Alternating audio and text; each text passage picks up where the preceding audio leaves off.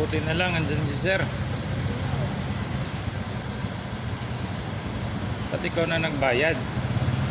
Oh, hawak. Bayaran ko na lang mamaya. Ah, sige. Salamat talaga kay sir dahil kung nagkataon.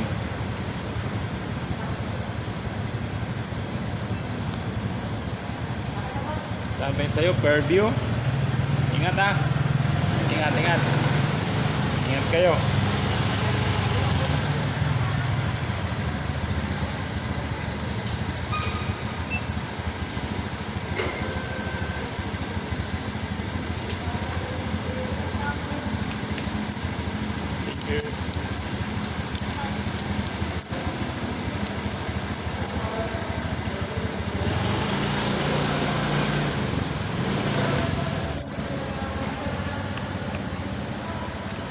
Paano adjust?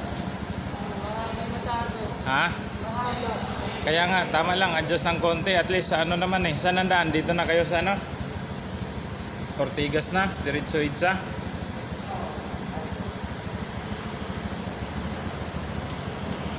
pa kanintas ngayon mo daw, no?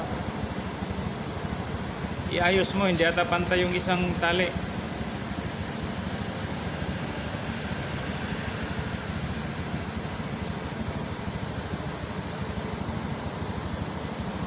Yan.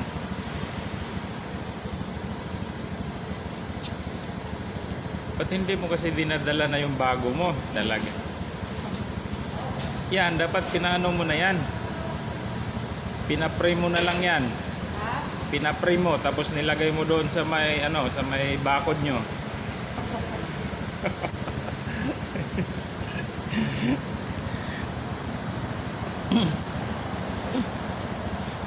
Sangi naman dyan. Shout, shout out kay sir. Buti may mabuting loob na tumulong.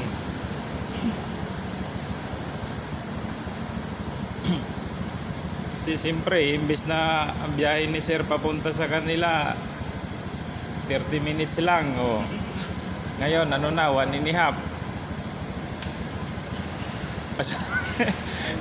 Pasalamat din ako kay sir kasi kung hindi ako ang maghahatid.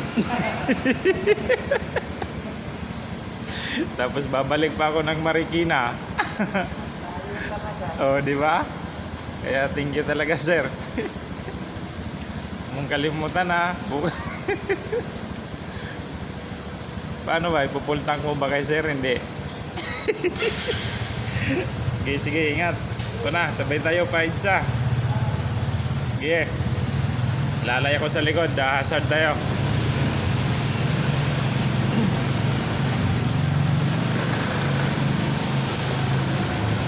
Yeah. Ito guys, yung kasama ko sa trabaho guys. Ayaw umandar yung motor niya. Ito, yan. Ang uwi niyan guys sa ano pa, Caloocan, sa kabila daw yun, bandang Fairview. Kaya pinauna ko na kanina kasi late na natapos yung event namin. Saktong alas 10 nag-out na siya, mga ka-workers na una na sa akin. Tapos naabutan ko ngayon sa ano, naabutan ko sa parking lot, mga 10:30 na to guys ng gabi, at hindi umandar yung motor niya. Kasi kung nagkataon sana guys, ako yung maghahatid sa kanya papuntang Fairview. Pasalamat na lang kami. Shout out doon guys sir, nakalimutan ko yung pangalan eh. Ang uwi ni sir, Bulacan, Pandi daw, sa may Pandi. Kasamahan din, nakasama namin siya doon sa parkingan, kaya siya na ang mabuting loob na hilain yung ano, kasama ko. So ayan, so sabay-sabay kami ngayong palabas nito. Nakalabas na kami niyan ng parking lot at dito na kami dadaan sa may Ortigas Avenue papuntang Itza mga ka-workers. So yun, ingat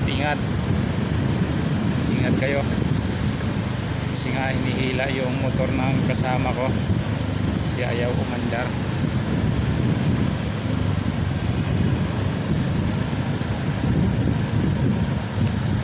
So ngayon kukonvoy lang muna tayo sa dalawa na ito palabas ng EDSA mga ka-workers. Hazard tayo kasi walang ilaw yung sa likod. So ayan, paabon to dito sa may papuntang Kuliktikat, medyo paabon ng konti. Di nakaboilo kanina yung naghila. Kalanganin din magboilo dahil mayroong intersection siya. At yun, sige, go. So ayan mga ka-workers, palabas na kami dito ng Ortigas. Sa may Ortigas, sabi niyo na kami dito mga ka-workers. So ayan, yun yung motor ng aking kasama. Okay, matibay yan. Matibay.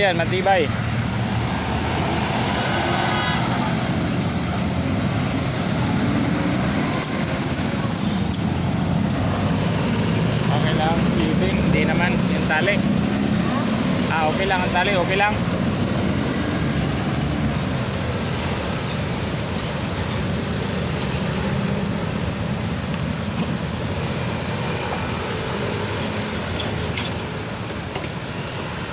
So sabay-sabay kami nito ngayon mga ka-workers palabas ng EDSA.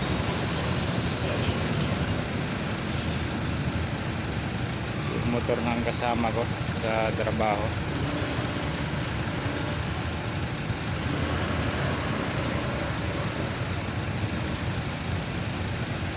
Ang uwi kasi nito mga ka-workers sa Caloocan, pero dito daw ang daan niya sa kabila sa may papuntang Fairview. So ayan, go na. So let's go. Nag-hazard lang tayo nito mga ka-workers sa likuran ng kasama ko. Singit ka rin ang singit. Kaya lang naman nag-hazard kami. So ayan, sa Ortigas Avenue na kami nito mga ka-workers, palabas na kami ng EDSA. Shout out talaga doon kay sir yung naghila sa motor ngayon ng kasama ko kasi ang uwi niya rin Bulacan. So ang daan niya, pareha sila ng daan sa may puntang Fairview, Commonwealth ang daan niya, kaya siya na yung naghila sa motor na kasama ko.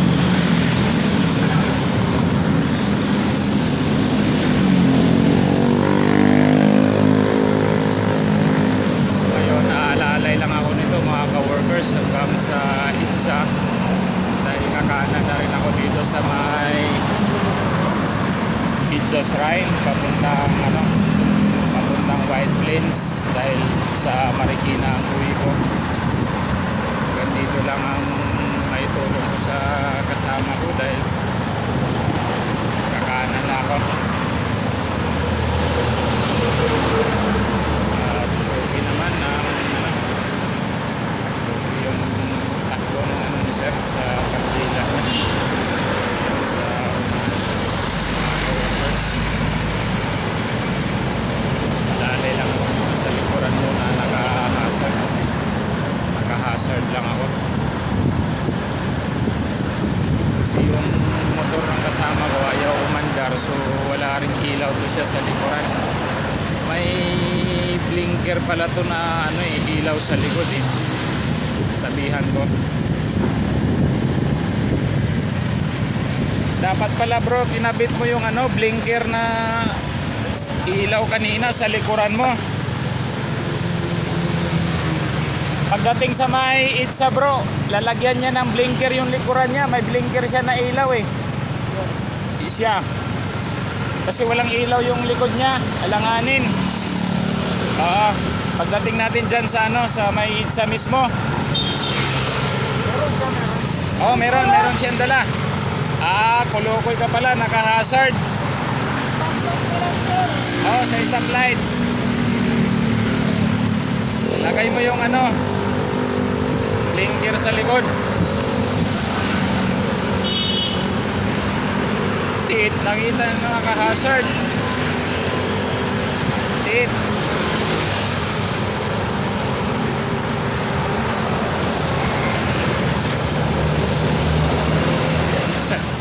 Ayan mga ka-workers, nakakaubos din ng pasensya. Naka-hazard na kami, sobrang hina na ng takbo namin. Pero pa rin talagang nagbubusina. Siguro nakikita yung ano, ibig sabihin ng ano, di siguro iintindihan yung hazard light. Nag-hazard na nga ako sa likuran. Di siguro naiintindihan ang hazard.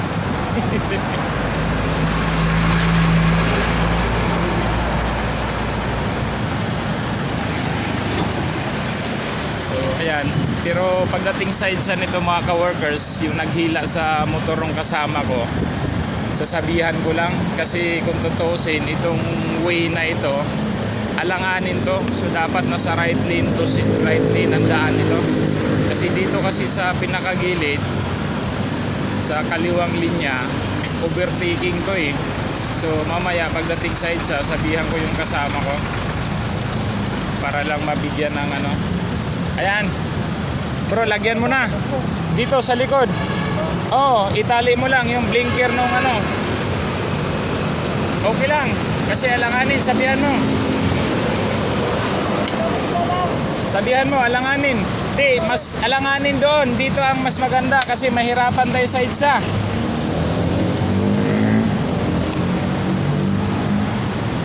Mas mabilis ang takbo sa EDSA.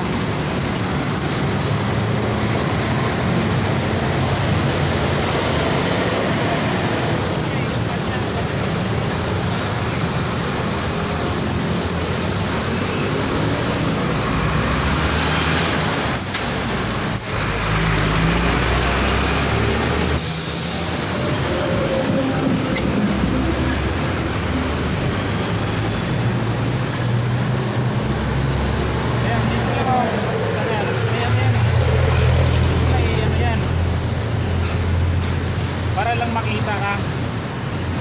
Ayan o, di ba? Ganyan. Tapos, oh, ganyan lang yan. Hazard dito. Akin na yung tali.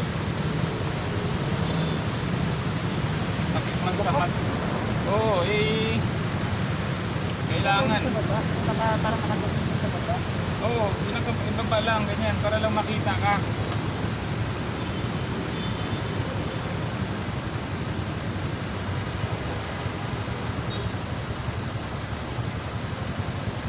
Marami pa rin talaga na ano.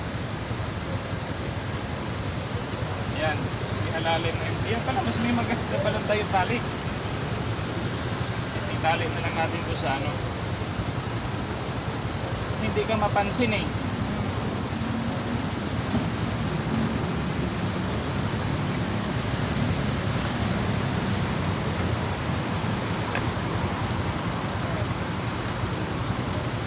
Ganyan lang, kahit hindi mo naayusin yan siya ng gusto, basta hindi lang mahulog. Ha? Hindi lang iiwas dyan. Hindi lang iiwas. Isa ikaw ang ano, tatamaan. Tapos sabihin, wala kang signal sa likod, hindi ka napansin.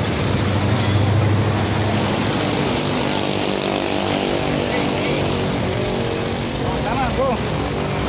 Okay na. Okay, iwan mo na yun dyan. Yan, at least may ano, may signal lang sa likod. Okay, sa ano, pilitin natin magkanan.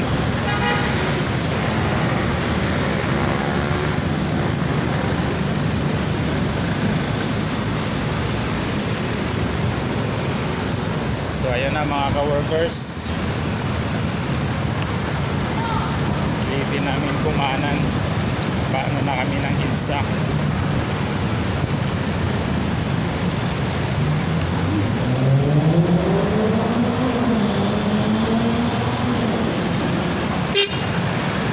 Pasok, pasok! Pasok! Okay, pasok! Yan, okay, good! Okay, diretso!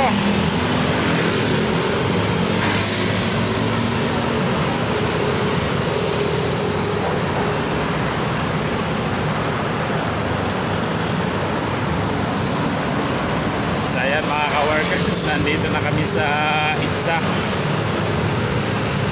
At ayun yung kasama ko pa.